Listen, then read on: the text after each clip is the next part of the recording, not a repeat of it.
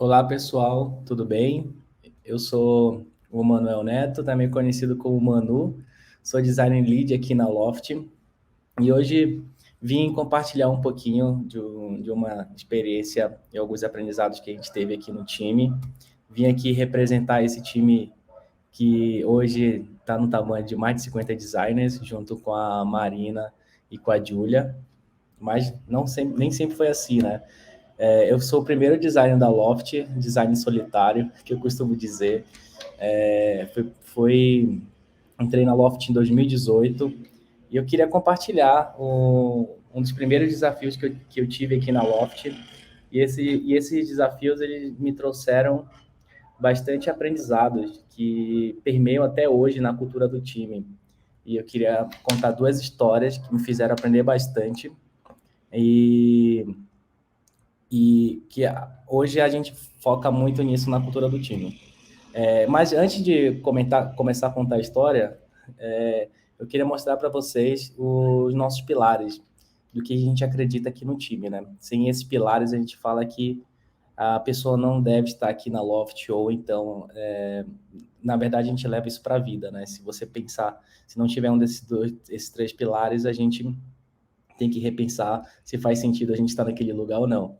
E os pilares são exatamente isso aqui: propósito, que significa que trabalhar em algo que realmente acreditamos é o nosso porquê alinhado com o da empresa. O outro pilar é de cultura, que é trabalhar em um lugar onde nos faz bem, nos faz feliz, são os nossos princípios alinhados com o da empresa. E perspectiva, trabalhar em um lugar onde temos espaço para crescer, espaço para sermos cada dia melhores, né? E é muito importante, eu vou falar muito aqui de cultura, que são aprendizados que gira muito em torno da cultura do time.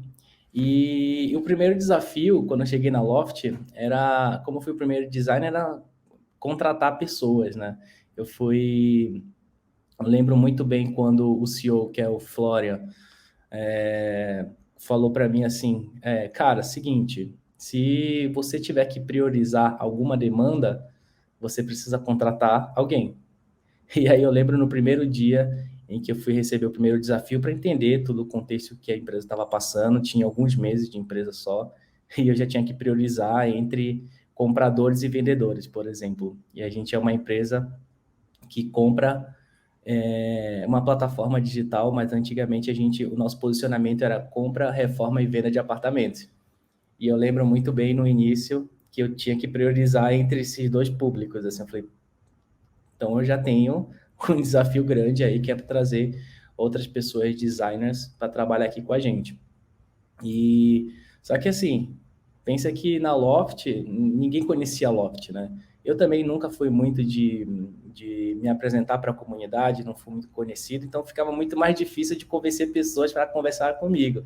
Então eu sempre fui muito por convencional no início, que era abordagem pelo LinkedIn realmente, e as pessoas não queriam conversar pelo fato de não conhecer a Loft e não me conhecer direito. E as pessoas que aceitavam a conversa chegavam na empresa, era bem assim, né? Tipo, no contrapiso, não tinha nada, tinha mal cadeira para sentar.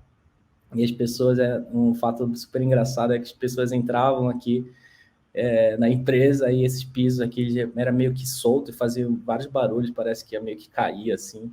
Então, já era uma experiência bem ruim para a gente receber as pessoas, né? Então, tipo, cara, o que eu estou fazendo aqui nessa empresa, sabe? Então, a gente tinha pouca credibilidade.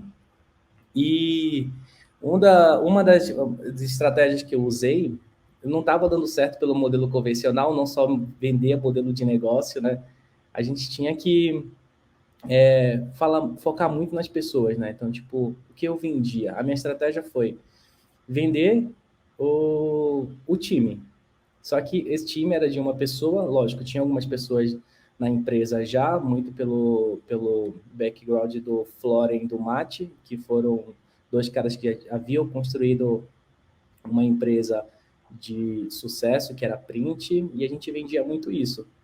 E aí, começando a história, como foi que eu consegui contratar essas duas pessoas aqui, que era o Rafael Coronel e o Diogo Capello, muito com a estratégia de me conectar com as pessoas, sabe? Tipo, de muito falando não só da Loft, mas falando na minha vida também para eles e mostrando que eu era uma boa pessoa para gerar mais confiança, construir essa relação e gerar mais credibilidade, né? Tipo, gente, me ouçam, por favor, faz sentido vocês virem para cá para Loft.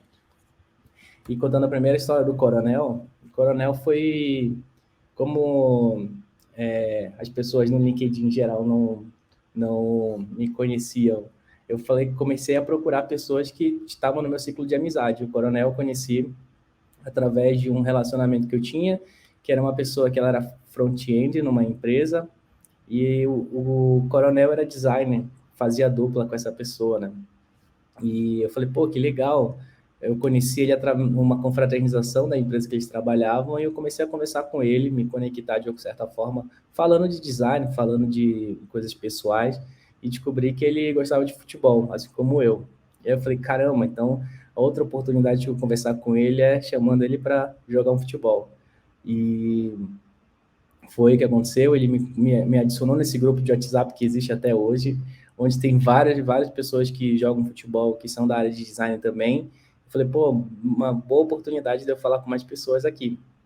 E foi dessa forma, falando de design, falando de futebol, falando de coisas pessoais, que eu consegui convencer ele a bater um papo com a gente. E essa aqui é uma foto dele como primeiro dia no desafio de legal, na parte toda parte burocrática que a Loft resolve. O primeiro dia de trabalho já ainda no contrapisos, como vocês podem ver. Foi bem interessante e ele virou meu amigo. Não está mais na Loft e mesmo assim virou meu amigo, muito por a gente ter construído essa relação.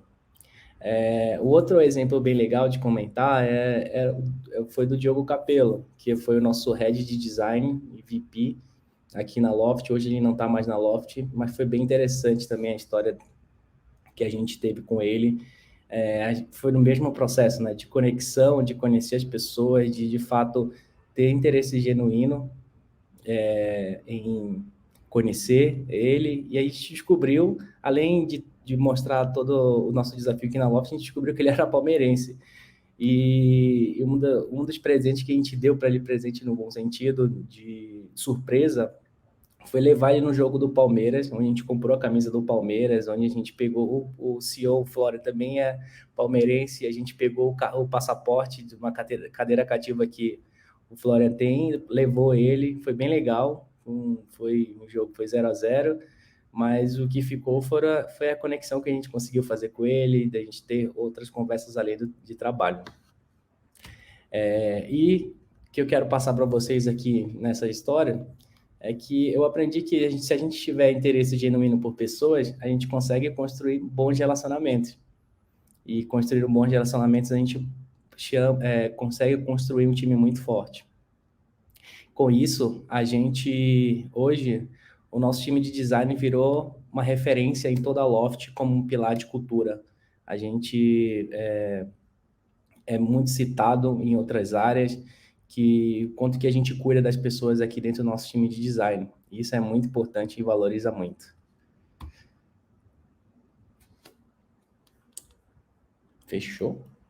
Posso parar de falar? Não sei o que fazer. Vamos lá.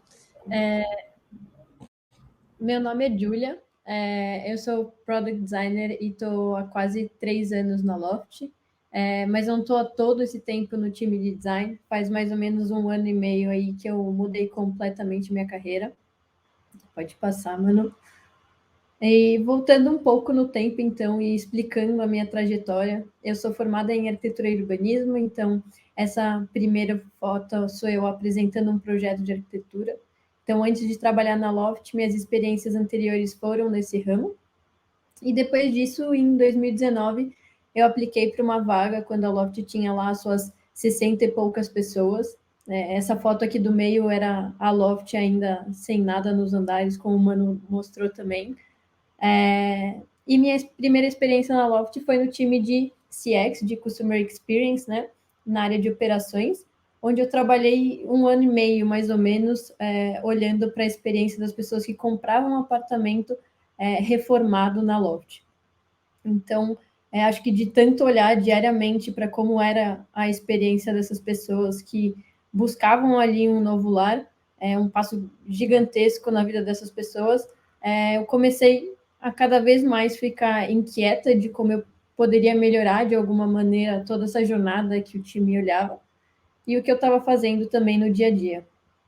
Então foi aí que eu comecei a trocar uma ideia com o Manu, que eu já conhecia porque, como ele falou, ele era o primeiro designer aí da Loft, para entender mais sobre o time design e como eu poderia aprender mais com eles para oferecer uma melhor experiência para os nossos clientes quando eu ainda estava lá em CX. Então o Manu foi sempre super aberto para a gente trocar conhecimento. Então eu aprendi pra caramba com ele e comecei a gostar cada vez mais do assunto. E aí eu comecei a ver que tinha uma forma mais estruturada de eu conseguir atingir os objetivos que eu queria ali, né? Essa vontade que eu tinha na época de melhorar aí a experiência que a gente tinha na área. Então foi a partir daí que eu fui procurar estudar um pouco mais e para conseguir aplicar esse conhecimento no meu dia a dia. Então eu fiz um curso de formação em UX Design aqui da Mergo, que é esse da terceira foto, que eu estou apresentando o meu projeto final. E aí eu vi que eu tinha um universo que englobava o time design, que eu ainda não sabia nada ali, né? Então, um ponto que foi muito importante para mim também depois foi fazer um projeto extra de mentoria para sentir mais o que eu realmente gostava do processo, qual etapa mais eu me identificava como um todo. E aí a cereja do bolo que faltava era eu entender como tudo isso podia se encaixar na prática, né? Como que era no dia a dia e como eu aplicaria isso no contexto da Loft que eu trabalhava. Então é isso um pouco que eu quero compartilhar aqui com vocês, como é a minha atuação como product designer e um pouco do meu dia a dia. Acho que antes de mais nada, meu primeiro dia no time de design eu já sentia a cultura sensacional que tinha aquele time. Então, eu tive muito apoio dos designers e da liderança para ganhar confiança no que eu estava fazendo e ter uma curva de aprendizado rápida no time. Então, como o Mano falou, eu senti esse interesse genuíno que o time tinha pelas pessoas e acho que isso para mim fez toda a diferença para eu querer ficar ali naquele time e buscar evoluir a cada dia. Acho que já adianto que o dia a dia de uma pessoa de design de produto na Loft é bastante dinâmico, então é inevitável as mudanças que a empresa vai sofrer ao longo do tempo, e conforme a gente vai aprendendo sobre a necessidade do usuário, é importante saber se adaptar para a gente conseguir gerar mais valor nas nossas entregas. Então, ao projetar os produtos, nós como designers precisamos entender, eu acho que tanto o objetivo de negócio, né, quanto a experiência do usuário e isso como um todo, né? Uma coisa só. Então, a gente tem que ser responsável por projetar essa boa experiência em diferentes etapas da jornada. E para isso, que isso seja bem sucedido, a gente precisa de muito alinhamento e integração dentro da empresa. E como a Loft já tem um certo tamanho, já é diferente do cenário que a gente estava mostrando ali naquela foto, só no contrapiso, a gente consegue ter uma complexidade muito grande. Então, para isso, a gente precisa se dividir em times multifuncionais, né, que a gente chama de squads, hoje onde a gente trabalha, e que ficam dentro de uma estrutura que a gente chama de EPOD. Então, o que é essa EPOD, né? EPOD é a junção de engenharia, produto, operações e design, e que a gente se organiza para olhar para etapas específicas da jornada. Então, a gente junta essas áreas para conseguir ter conexão de objetivo entre elas, né? Então, o meu desafio hoje, por exemplo, na Loft, está atrelado à plataforma da Loft. Então, onde eu olho para a experiência da pessoa que busca vender o seu apartamento com a gente. E beleza, né? E como a gente atua dentro da CEPOD. Falando um pouco do papel de Product Designer, meu papel se inicia desde as definições dos OKRs da Squad. Então, eu tenho uma atuação estratégica, trabalhando muito próximo ao PM, para garantir tanto o alinhamento entre as necessidades do negócio e a experiência do cliente, até a tangibilização do nosso produto em uma interface, por exemplo. Então, ao longo desse percurso, a gente utiliza um framework de produto que nos ajuda muito no dia a dia da Loft E é isso que eu quero compartilhar também aqui um pouco com vocês. Então, nesse slide tem um pouco o processo de produto que a gente utiliza, que é um método utilizado para identificar problemas e propor soluções que impactam os clientes e o negócio. E está dividido em 2 grandes momentos. Um de descoberta, que é esse círculo de cima laranja, e um de teste, que é o círculo de baixo verde.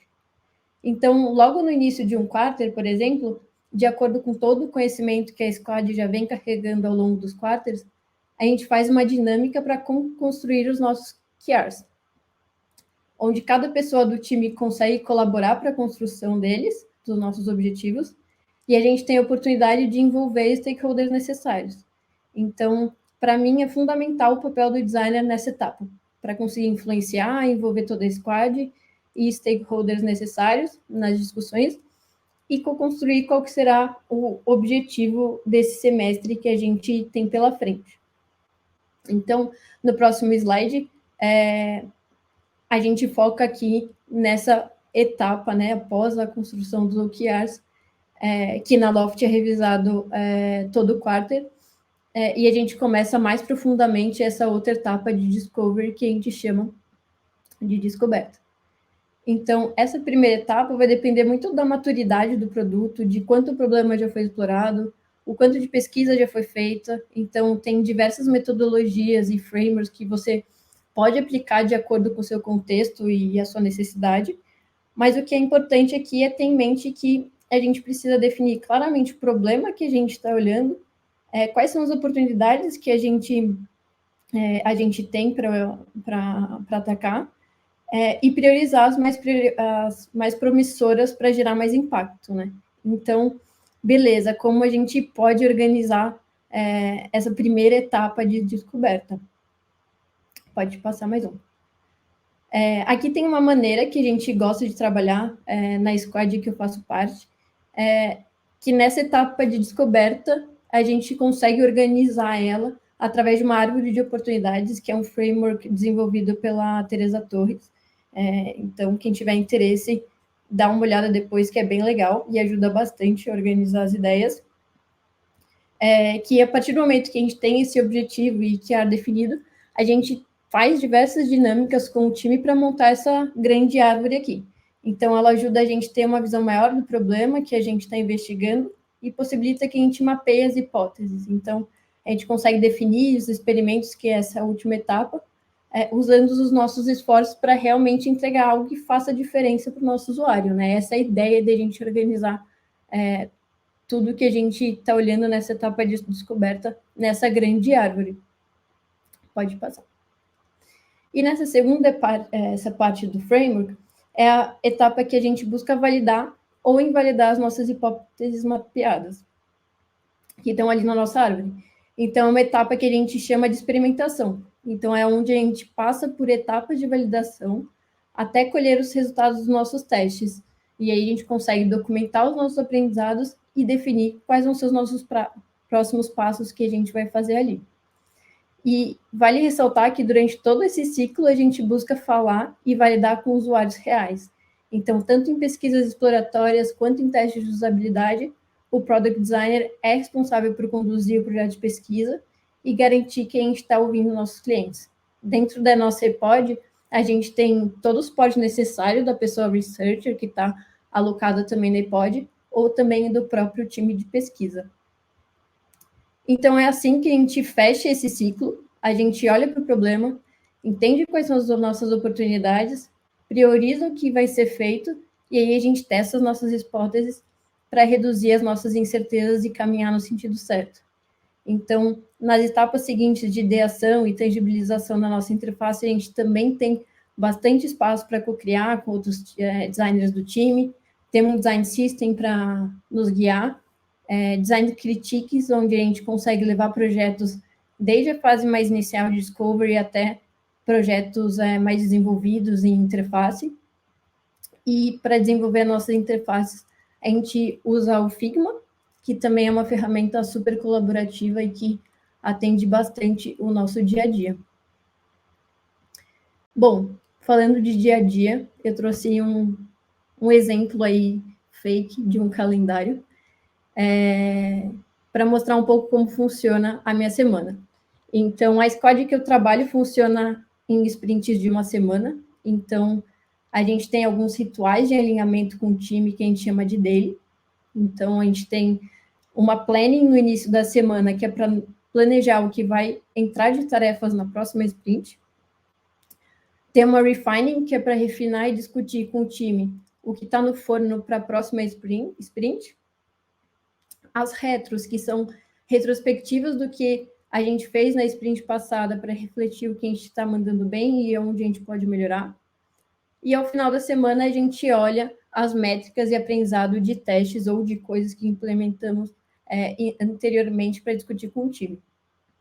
Já com o time de design, a gente tem um alinhamento no início da semana, que a gente chama de touch point, onde a gente consegue compartilhar novidade, desafio, mudança estratégica da empresa, e mais para o final da semana, a gente tem nosso design critique, que é para compartilhar o que a gente está fazendo e usar esse tempo para destravar alguma coisa e enriquecer mais o que a gente está trabalhando. E aí, na sexta-feira, a gente tem uma Bi-Weekly de Design, que é um momento super gostoso de encontrar com o time. Então, aqui a gente tem diferentes pautas, atualizações da empresa, momentos mais descontraídos, sei lá, como dinâmicas em grupo e apresentações relacionadas à horticultura. Então, por exemplo, quem gosta de tirar foto consegue contar um pouco como é, ou quem gosta de cozinhar pode compartilhar uma receita com o time. É bom que acaba meio-dia e a gente já fica morrendo de fome para almoçar depois. E aí, no final de tarde, a gente tem o nosso famoso happy hour do time que todo mundo curte. Então, às 6 horas aí, na sexta-feira, a gente já tem esse momento de descontração. E isso é um pouco dos meus rituais do time durante a semana trabalhando na Loft, como designer de produto. É claro que tem semanas que a gente tem mais reunião ou alinhamento com diferentes stakeholders, então, dependendo da etapa que a gente está mais focado, pode ser que a gente esteja mais em discovery ou desenhando fluxos e interfaces, mas, de maneira geral, é assim que se passam os principais compromissos trabalhando nessa estrutura. E para tudo isso acontecer e fluir bem, para mim, como designer, é muito importante ter uma squad e um time unido nessa rotina e envolvida nos problemas que a gente quer resolver. Então, eu acho que o time consegue entender mais o porquê das coisas, conseguir discordar e concordar com as decisões tomadas, opinar sobre novas formas de olhar o problema e desenvolver junto a melhor experiência para os nossos clientes. Então, eu busco promover esses espaços de cocriação e discussão entre o time, para que todo mundo consiga fazer parte de todo o processo. Então, eu acredito que, por a gente trabalhar em um time multifuncional, organizado em squads, seria um desperdício a gente ficar isolado em determinadas etapas do processo.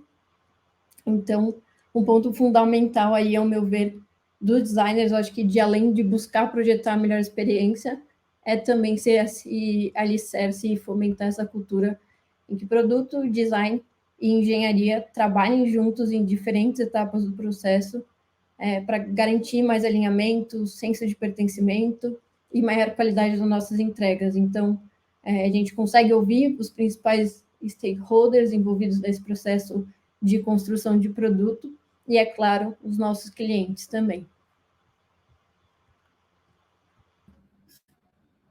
Boa, gente. Bom, prazer, eu sou a Marina Novaes. Assim como a Júlia, eu também sou arquiteta de formação e atuo hoje como designer de serviços aqui na Loft. E eu vou contar um pouquinho da minha trajetória e como eu vim parar aqui. Pode passar, Manu. Boa.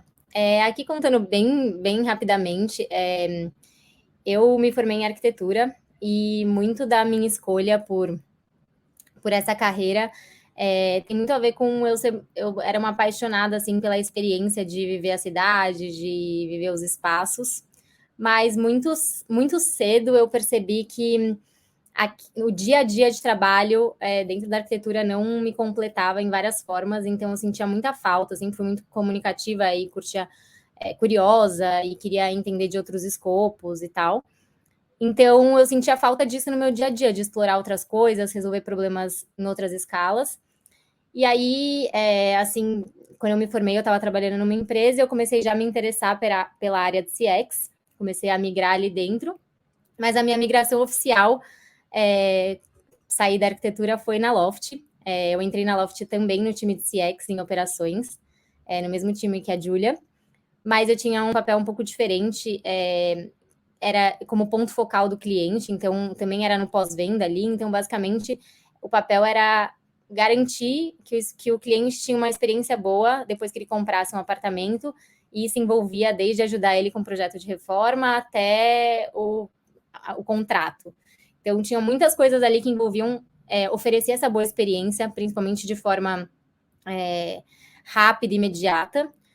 E com o tempo ali naquele time eu aprendi muitas coisas. Atender o cliente te traz uma empatia, né, ali no dia a dia, de entender de fato o que você está fazendo, por que você está fazendo aquilo. Mas eu comecei a ficar inquieta também, como a Júlia falou, de, putz, mas como que eu resolvo esse problema de forma estrutural e não preciso resolver ele várias vezes? E foi assim que comecei a também me interessar muito pelo time de design. Toda essa coisa da cultura, essa união do time, já eram coisas que me encantavam.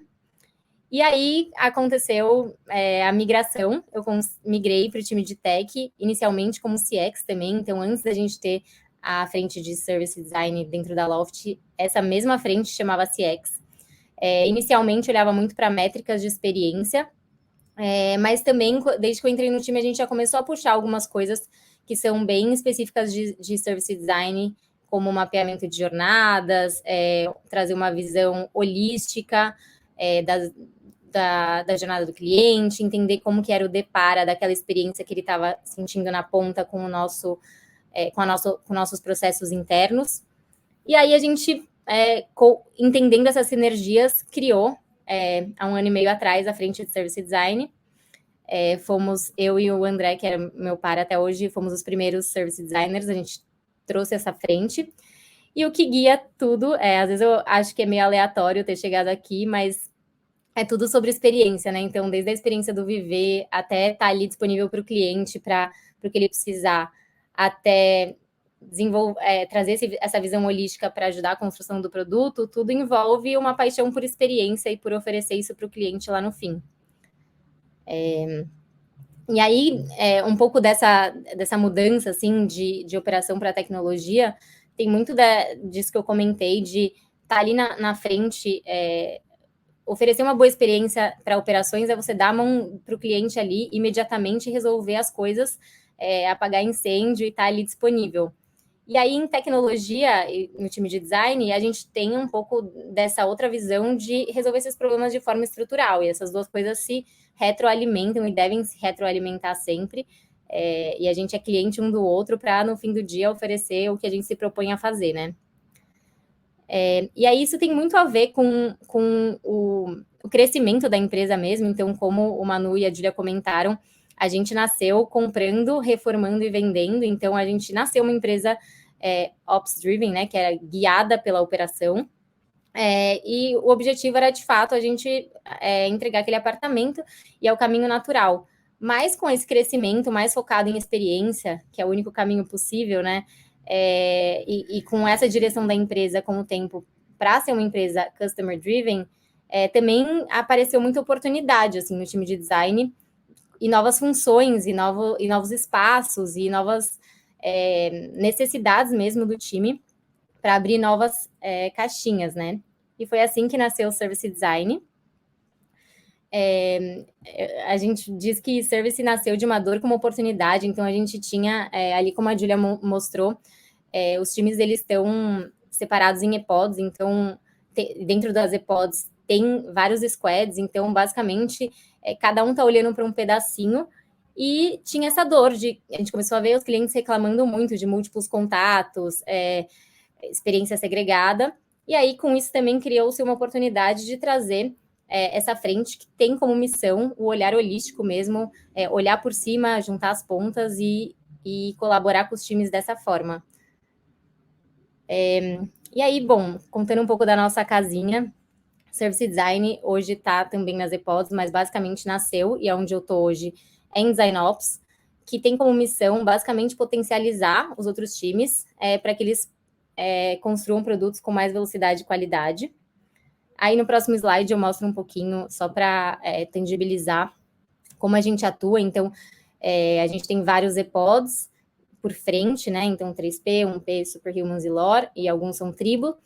E DesignOps é esse chapter que olha cross para todos eles e atua conforme a necessidade.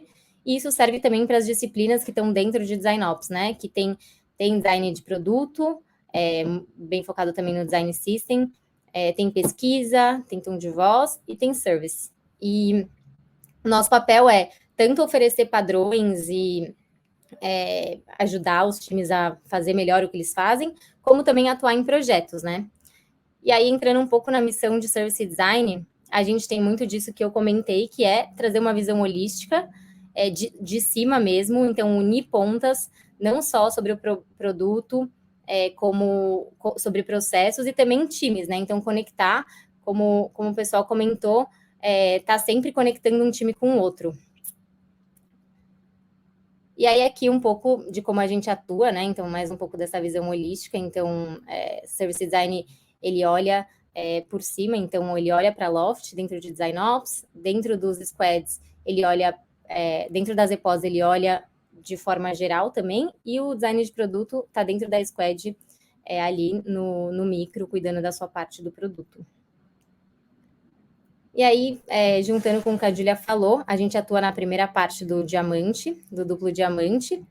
No próximo slide eu trago um pouco de como é a nossa atuação, é só para exemplificar, tem bastante detalhe, mas só para mostrar um pouco de como que a gente atua no detalhe. E no fim do dia, a beleza do dia a dia, ela está nas trocas e no aprendizado com o nosso time. E é sobre a gente fazer o que a gente gosta e entregar resultado aproveitando o caminho. E a gente agradece muito, eu, a Júlia e o Manu. Acho que é isso.